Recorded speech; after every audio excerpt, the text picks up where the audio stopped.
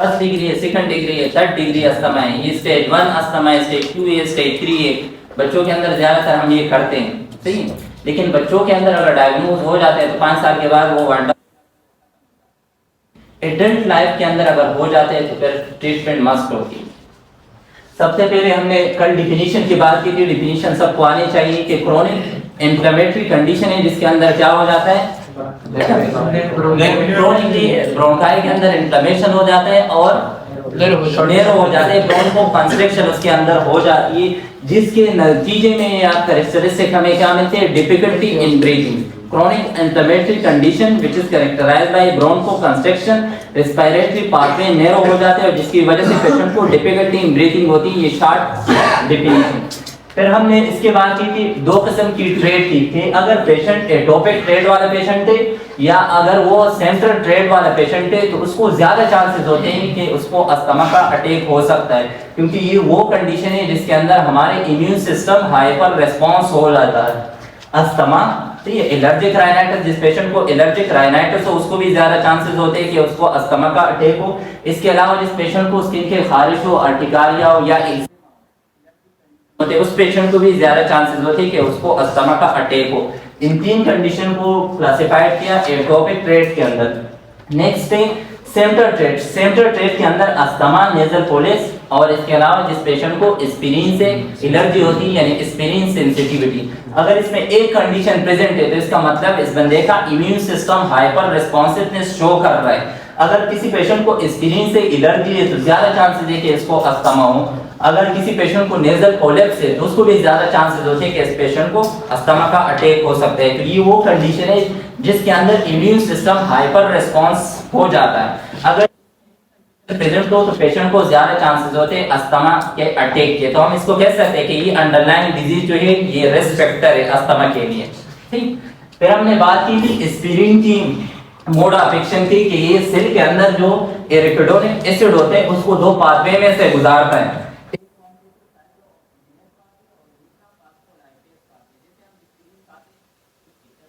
के बाद वो क्या करते हैं, एसिड इस मॉलिक्यूल्स में से वो प्रोस्टाग्लैंडिन बनाते हैं और फास्फोलाइपेज बनाते हैं। लेकिन नॉर्मली जिस पेशेंट को इससे एलर्जी नहीं होती है ये दोनों इक्वल अमाउंट में बनते हैं, सही है, तो ब्रोंको कंस्ट्रिक्शन काज नहीं होते। सही, इसके अलावा कैपिलरीज की जो परमिबिलिटी है वो इंक्रीज नहीं होती और ये ल्यूकोट्रिन B4 स्पेशली स्ट्रॉन्ग कीमोटैक्टिक एजेंट है, ये न्यूट्रोफिल्स को अट्रैक्ट करते हैं जहां पे इन्फ्लेमेशन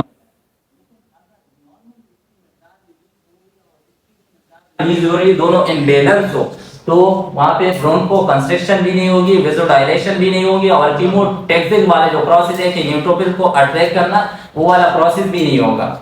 अब जिस पेशेंट को एस्पिरिन से एलर्जी होती है, हमेशा हम जब पेशेंट को देते हैं डिस्पिरिन टेबलेट, ठीक है, तो उससे पहले ये पूछा जाता है कि आपको डिस्पिरिन से एलर्जी तो नहीं है। ठीक है, अगर उसको डिस्पिरिन से एलर्जी हो, जैसे वो डिस्पिरिन खाते हैं ये वाला पाथवे इनहिबिट हो जाता है। जब ये पाथवे इनहिबिट हो जाते हैं तो जितना ज्यादा इरेक्टोनिक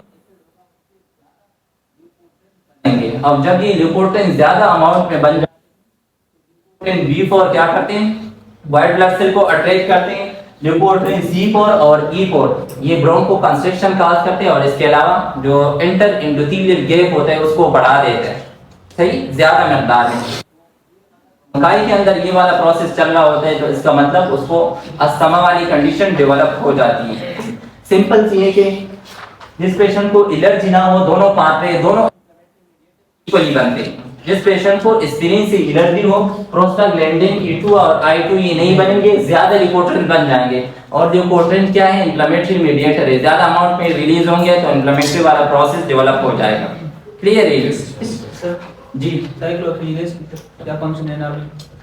साइक्लोऑक्सीजिनेज देखो, साइक्लोऑक्सीजिनेज ये पाथवे गुजर रहा होता है, अगर हम एस्पिरिन उस पेशेंट को दे देते, ये सम टाइम हम उसके लिए भी यूज कर रहे होते हैं कि पेन रिसेप्टर को जब हम ब्लॉक करते हैं। इसके अलावा ये वाला पाथवे साइक्लोऑक्सीजिनेज जब हम एक्टिवेट कर देते हैं तो ये एक एंजाइम होता है उसको हम कहते हैं थ्रोम्बोक्सिन A2, ठीक, वो इनहिबिट हो जाते हैं तो प्लेटलेट के एग्रीगेशन या आउटक्लॉट नहीं बनने देते। ठीक, मेन फंक्शन उसका ये है। इसके अलावा फिर ट्रिगरिंग फैक्टर की बात करते हैं। अगर किसी पेशेंट को अस्थमा है, ठीक, उसको अगर डस्ट पार्टिकल से या एक्सरसाइज या बीटा ब्लॉकर मेडिसिन अगर हम उसको दे देते हैं तो उसको फौरन अस्थमा का अटैक स्टार्ट हो जाता है। ठीक है, समटाइम हम इसको अंडरलाइन काज भी मान, टेंडर से एलर्जी है, इसको कोल्ड या इसको एक्सरसाइज से एलर्जी है, या इसको स्मोकिंग की वजह से अस्थमा का अटैक की वजह से अस्थमा है, हम ट्रिगरिंग एजेंट भी इसको काउंट करते हैं। और इसके अलावा ये रिस्क, ठीक है, या सॉरी अंडरलाइन काज भी है। फिर हमने बात की थी पैथोफिजियोलॉजी की। पैथोफिजियोलॉजी के अंदर क्या होता है, लेट्स सपोज कि अगर ये 10 पार्टिकल हो, ये पिगोसाइटोज कर रहा होता है डेंड्राइटिक सेल, फिर डेंड्राइटिक सेल जब इसको पिगोसाइटोज कर देता है तो उसके बाद सेल के अंदर क्या एक्टिविटी होती है, लाइसोसोमल एक्टिविटी होती है। लाइसोसोम उस 10 पार्टिकल की ब्रेक डाउन कर रहा होता है। तो ये पिगोसाइटोसिस वाला जनरल प्रोसेस है कि सबसे पहले सेल उसको अंदर लेकर आते हैं, जिसको हम कहते हैं पिगोसाइटोसिस। फिर उस पे लाइसोसोमल एक्टिविटी होती है तो वो टुकड़ों में डिवाइड हो जाता है। क्लास 2 मॉलिक्यूल्स होता है, ठीक है, वो क्रोमोसोम नंबर 6 जब एक्टिव हो जाते हैं तो सेल के अंदर प्रोटीन बन जाते हैं, हम उसको कहते हैं एमएससी क्लास 2 मॉलिक्यूल। अब लेट्स सपोज ये रेड वाला एमएससी क्लास 2 मॉलिक्यूल, इसके साथ ये वाला एंटीजन करेगा और जाएगा, जो इस एंटीजन को रिकॉग्नाइज करेगा। उस सेल के ऊपर स्पेसिफिक रिसेप्टर होते हैं जो सिर्फ इस एंटीजन को रिकॉग्नाइज करेंगे। तो फिर हम इस डेंड्राइटिक और मैक्रोफेज सेल को कहते हैं कि ये एंटीजन प्रेजेंटिंग सेल है। इसको जब वो प्रॉपर्ली वो सेल्स मिल जाता है, ठीक है, यानी वो हेल्पर टी सेल इसको मिल गया, लेट्स सपोज ये वो टी हेल्पर 2 सेल है, उसके लिए रिसेप्टर था जिसको हमने नाम दिया था टी सेल रिसेप्टर, उसने एंटीजन को रिकॉग्नाइज किया। इसके अलावा जो एमएससी क्लास 2 मॉलिक्यूल के साथ इंटरेक्शन हो गई, जब ये इन दोनों की इंटरेक्शन हो जाती है एंटीजन प्रेजेंटिंग सेल की प्लस इम्यून सिस्टम की हेल्पर टी सेल की, तो टी सेल क्या हो जाते हैं, एक्टिवेट हो जाते हैं। ठीक, कल भी लोगों ने कहा टी सेल एक्टिवेट हो जाती है तो उसके बाद इस टी सेल के अंदर क्लोनल एक्सपेंशन हो जाती है। उसका सिंपल ये मतलब है कि ये अपने जैसे मल्टीपल टी सेल्स बनाते हैं। सिंगल सेल की अगर बात करते हैं तो ये सेल्स क्या दो किस्म के इन्फ्लेमेटरी मीडिएटर बनाते हैं, एक को हम कहते हैं ल्यूकोट्रिन, इंटरल्यूकिन 4 और इंटरल्यूकिन 5। यहाँ तक क्लियर है सबको?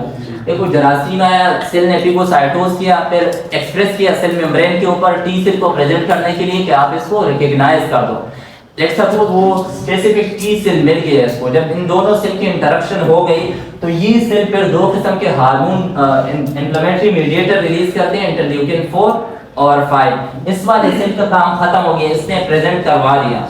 सही, अब ये सेल जो दो किस्म के इन्फ्लेमेटरी मीडिएटर रिलीज करते हैं, इंटरल्यूकिन 4 ये बी सेल को एक्टिवेट करते हैं। सही है, इसने बी सेल को एक्टिवेट किया और जब भी बी सेल एक्टिवेट हो जाते हैं तो वो एंटीबॉडीज बनाएंगे। ये एलर्जिक रिएक्शन है तो कौन से एंटीबॉडीज बनेंगे, अमाइनोग्लोबुलिन ई।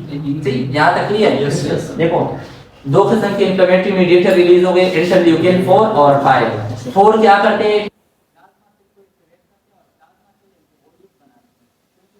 रिएक्शन है तो अमाइनोग्लोबुलिन ई बनेंगे क्योंकि एलर्जिक रिएक्शन वाले एंटीबॉडीज अमाइनोग्लोबुलिन ई हैं। फिर अमाइनोग्लोबुलिन ई मास्ट सेल को एक्टिवेट करते हैं, इस वाले सेल को, और जब मास्ट सेल एक्टिवेट हो जाते हैं तो उसके अंदर डीग्रेनुलेशन वाला प्रोसेस हो जाते हैं। इसके अंदर होते हैं जिसके अंदर हिस्टामिन और ल्यूकोट्राइन्स होते हैं। यहां तक क्लियर है? सही, इंटरल्यूकिन 4 ने प्लाज्मा सेल को एक्टिवेट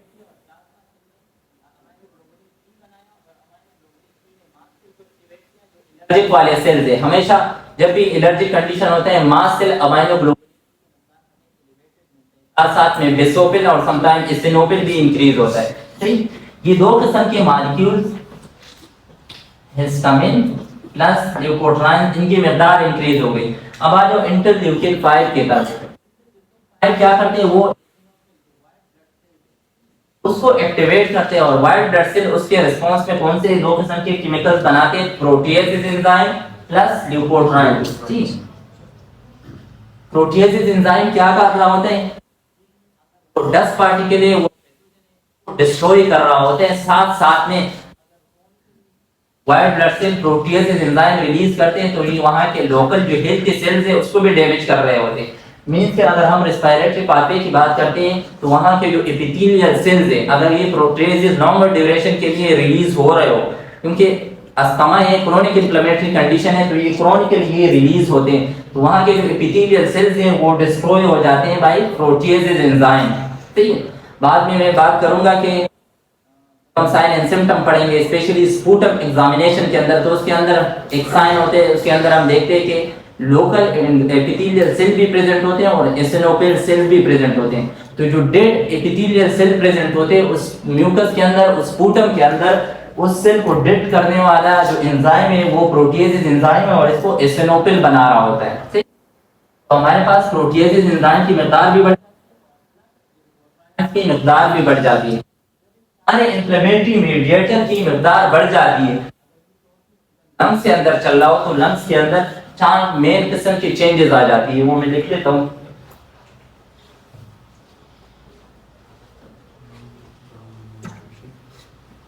कौन से चेंजेस आएंगे? ब्रोंकोकंस्ट्रिक्शन, म्यूकस बिल्डअप होते,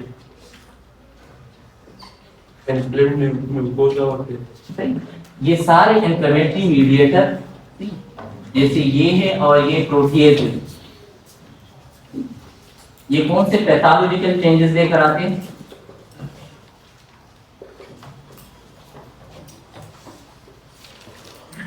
हाँ सलीम फिर से बताओ। ब्रोंकोकंस्ट्रिक्शन, सही, नंबर फर्स्ट पे ब्रोंकोकंस्ट्रिक्शन, यानी हमारे ब्रोंकाई कंस्ट्रक्ट हो जाते हैं। ये वाले जो वाइल्ड फायर के सही है, जिसके अंदर हवा जाती है, इंस्पिरेशन वाला प्रोसेस ही कंस्ट्रक्ट हो जाती है, तो हम उसको कहते हैं ब्रोंकोकंस्ट्रिक्शन।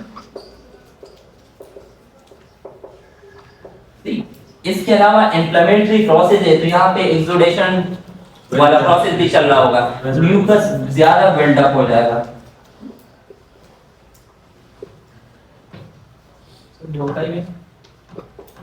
इस वाले एरिया के अंदर जी सही है, वो टर्मिनल भी हो सकते हैं, वो अपर भी हो सकते हैं, वो लोअर भी हो सकते हैं, वो इन पार्ट भी हो सकता है।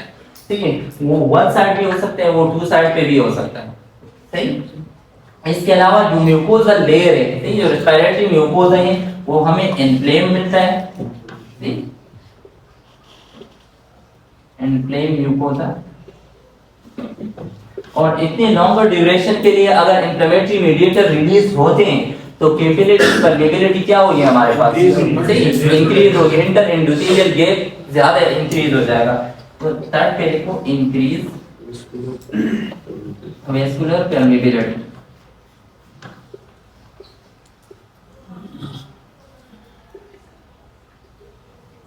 ठीक, वास्कुलर परमेबिलिटी हमारे पास इंक्रीज हो जाएगी। लेट्स सपोज के इस पिक्चर को देखें, ये जो इंटरनल डायमीटर है इसके अंदर एयर जा रही है और अगर ब्रोंको कंस्ट्रक्शन हो गया, ये वाले मसल कंस्ट्रक्ट हो गए, ठीक, तो ये वाला डायमीटर मजीद कम हो जाएगा। लेट्स सपोज के अब इतना रह गया, ये वाला रह गया जो दूसरा मैंने निशान लगाया, सही, इतना रह गया। टॉप ऑफ दैट अगर इस वाले एरिया के अंदर म्यूकस बिल्डअप हो जाते हैं, यहाँ पे आ जाते हैं, ये मजीद पुश हो जाते हैं, ठीक है, क्योंकि ये तो एपिथेलियल की सिंगल लेयर है, हल्का सा भी अगर प्रेशर आ जाता है, ठीक, हम कंप्रेस करते हैं तो ये दब जाएगा, थोड़ा सा मजीद ये कम हो गया, ठीक। और टॉप इसके अलावा अगर होते, ठीक, यहाँ पे स्कार फॉर्मेशन हो जाता है, टिश्यू आ जाएंगे तो मजीद ये वाला एरिया कम हो जाएगा। अब जो इतना लंबा एरिया था हवा के आने, तो पेशेंट को clinical sign and symptom develop हो जाते हैं। ये जो अंडरलाइन इन्फ्लेमेटरी मीडिएटर रिलीज होते, सबसे पहले ये ब्रोंकाई कंस्ट्रक्ट हो जाती है, उसके बाद ब्रोंकस कंस्ट्रक्शन जब हो जाती है तो म्यूकस बिल्डअप हो जाता है, यहाँ पे फ्लूइड आ जाता है या इसके अलावा इन्फ्लेमेटरी एबिलिटी भी इंक्रीज हो जाती है। जो नियर बाई ब्लड वेसल्स है, इसके सराउंड में जो ब्लड वेसल्स है उसके अंदर स्पेस ज्यादा हो गया, तो ये वाला स्पेस कम हो जाते हैं। जब ये स्पेस कम हो जाते हैं तो पेशेंट को साइन एंड सिम्टम डेवलप हो जाते हैं। ठीक, यहाँ से क्लियर है। मेन चार पैथोलॉजिकल चेंजेस आ जाते हैं, ब्रोंको परमेबिलिटी। ठीक, आप अस्थमा को ऐसे भी डिफाइन कर सकते हैं कि ये वो क्रोनिक इन्फ्लेमेटरी कंडीशन है जिसके अंदर ब्रोंको कंस्ट्रक्शन, म्यूकस बिल्डअप, इसके अलावा एंड्रेन mucosa, respiratory vascular permeability in the respiratory tract, इस कंडीशन को भी हम नाम देते हैं कि ये अस्थमा वाला कंडीशन है। अब साइन एंड सिम्टम, चलो ईस्ट दूरी हाँ वो लास्ट में साइन एंड सिम्टम में मैं आपको एक्सप्लेन कर देता हूँ। ये क्लियर है सबको? Yes, sir. ठीक, ये चार कंडीशन तो आपने याद रखी है। अल्टीमेटली इन्फ्लेमेटरी मीडिएटर रिलीज होती है, ये ब्रोंको कंस्ट्रिक्शन, म्यूकस ज्यादा हो जाता है, इसके अलावा वो म्यूकोसा इन्फ्लेम और वास्कुलर परमेबिलिटी, क्योंकि इन्फ्लेमेशन वाला कंडीशन है, इन्फ्लेमेटरी मीडिएटर इतने सारे रिलीज हो रहे तो वास्कुलर परमेबिलिटी या inter endothelial gap significantly increase हो जाता है। अब साइन एंड सिम्टम,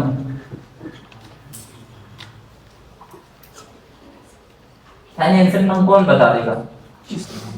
Rough होगा। Rough.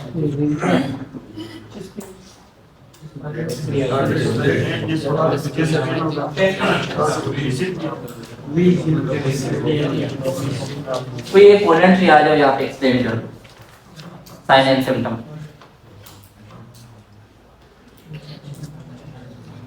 कोई भी एक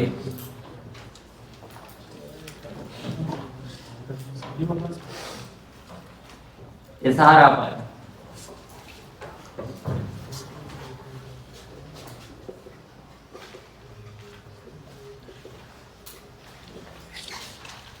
सलीम का नाम किसने दिया? उसको मैं बुलाऊंगा इसके बाद। शायान का आपने, इसके बाद आपने आना है।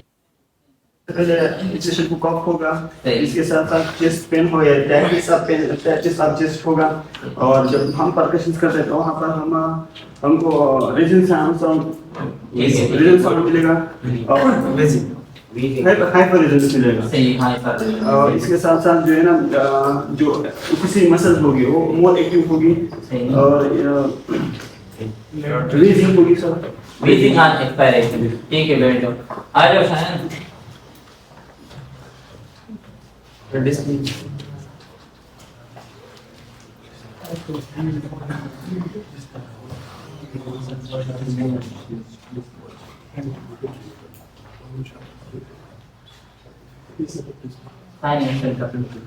इसने बता दी ये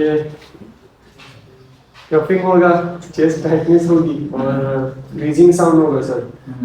उसके अलावा चेस्ट पेन होगा और शॉर्टनेस ऑफ ब्रीथिंग होगी। ठीक, ठीक है जाए बैठो।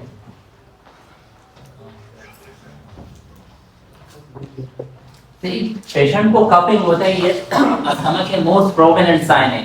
अस्थमा दूसरे ये कफिंग दूसरे डिजीज के अंदर भी हो सकते हैं, ब्रोंकाइटिस के अंदर, समटाइम फ्लू के अंदर, सीओपीडी के अंदर, लंग से दूसरे कंडीशन के अंदर भी कफ होता है, लेकिन मोस्ट प्रोमिनेंटली जिस पेशेंट को अस्थमा होता है के अंदर टिपिकली हमें कफिंग मिल रहा होता है, और स्पेशली प्रोडक्टिव कफ। ठीक है, क्यों प्रोडक्टिव कफ मिलता है? क्योंकि हमने अभी बात की कि इसके अंदर म्यूकस बिल्डअप हो जाते हैं, इन्फ्लेमेटरी वाला कंडीशन है, ज्यादा म्यूकस बिल्डअप होगा तो ज्यादा थिक प्रोडक्टिव कफ। इसके अलावा पेशेंट को ऐसे हीवी फील हो रहे हैं जैसे सीना उसका बंद है, जस्ट टाइटनेस। इसके अलावा unable to complete the sentence है, ये पेशेंट सेंटेंस को कंप्लीट नहीं कर सकता है ड्यूरिंग अस्थमैटिक अटैक। कोई न्यूरोलॉजिकल डिसऑर्डर नहीं है, जिस तरह हमने बात की थी ना कि न्यूरोलॉजिकल डिसऑर्डर है वो बोल नहीं पा रहा होता है, इसके अंदर कोई न्यूरोलॉजिकल डिसऑर्डर नहीं है। वो सांस लेने में उसको इतनी तकलीफ होती है कि वो बात करना नहीं चाह रहा होता है। ठीक है, तो unable to complete the sentence या सिंपल से लिख दो डिफिकल्टी इन स्पीकिंग। ठीक है, बात करने में उसको मसला होता है। इसके अलावा शॉर्टनेस ऑफ ब्रेथ। अगर हम इस पेशेंट की परकशन करते हैं तो नॉर्मली हमें रेजोनेंस साउंड मिलता है। इसके अंदर लेट्स सपोज के अगर यहाँ पे ब्रोंको कंस्ट्रिक्शन हुआ है तो एयर ज्यादा ट्रे में अंदर ज्यादा एयर है, ठीक है, तो हमें हाइपर रेजोनेंस साउंड मिल रहा होता है। ठीक है, on percussion hyper resonance resonance sound. और जब हम इस पेशेंट को आस्कल्टेट करते हैं तो हमें व्हीजिंग साउंड मिल रहा होता है, स्पेशली एक्सहेलिंग के।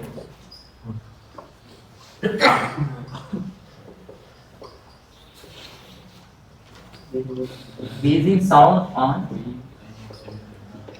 exhaling। ठीक, ये दोनों साइन हमें मिल रहे होते हैं। साइन एंड सिम्टम याद करने आसान है कि पेशेंट को coughing, chest tightness, unable to complete the sentence या डिफिकल्टी इन स्पीकिंग, इसके अलावा शॉर्टनेस ऑफ ब्रेथ। परकशन जब हम कर रहे होते हैं तो हमें हाइपर रेजोनेंस साउंड मिलता है, और इसके अलावा जब हम स्टेथोस्कोप रखते हैं और पेशेंट को कहते हैं कि सांस बाहर निकाले तो हमें व्हीजिंग साउंड ज्यादा प्रोमिनेंट, एक्सहेलिंग वाला प्रोसेस कर रहा होता है। व्हीजिंग साउंड ऑन एक्सपायरेशन, एक्सपायरेशन ज्यादा फॉर्मल वर्ड, अगर कोई पूछे तो व्हीजिंग साउंड हमें अस्थमा के अंदर तब मिलता है जब पेशेंट एक्सहेल कर रहा होता है, ठीक है, जब वो सांस बाहर निकाल रहा है। उसके अंदर दो किस्म के साइन मिल रहे होते हैं, ठीक है, स्पूटम एग्जामिनेशन।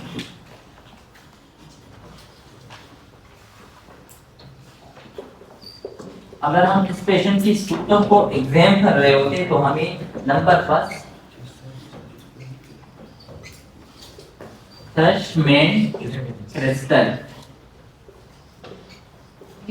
एक हमें जब ये स्पूटम हम माइक्रोस्कोपिकली देख रहे होते हैं ऐसे पेशेंट के जिसको अस्थमा का अटैक हो, तो अंडर माइक्रोस्कोप हमें क्या चीजें मिलती हैं? एपिथेलियल सेल,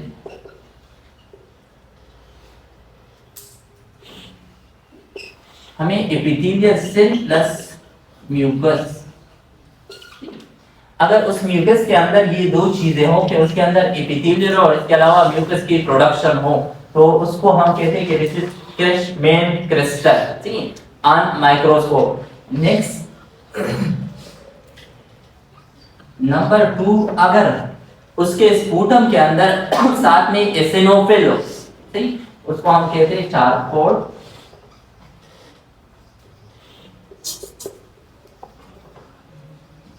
लाइडेन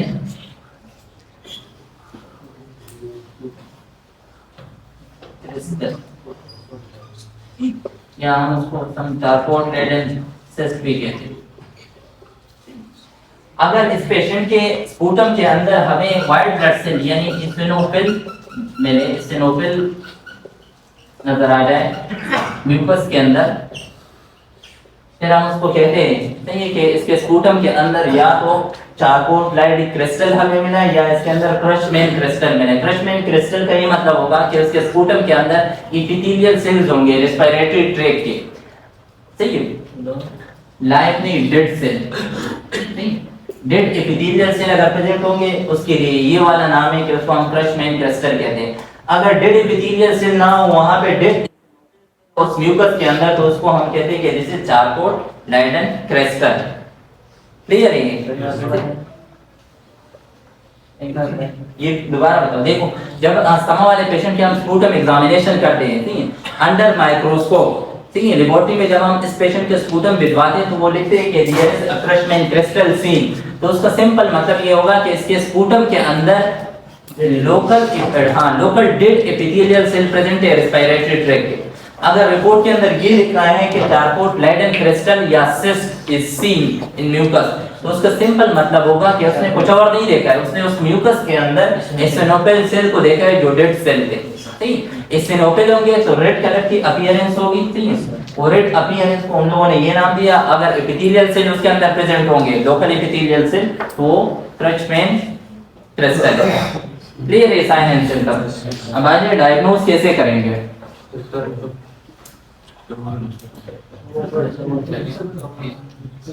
नहीं बेटा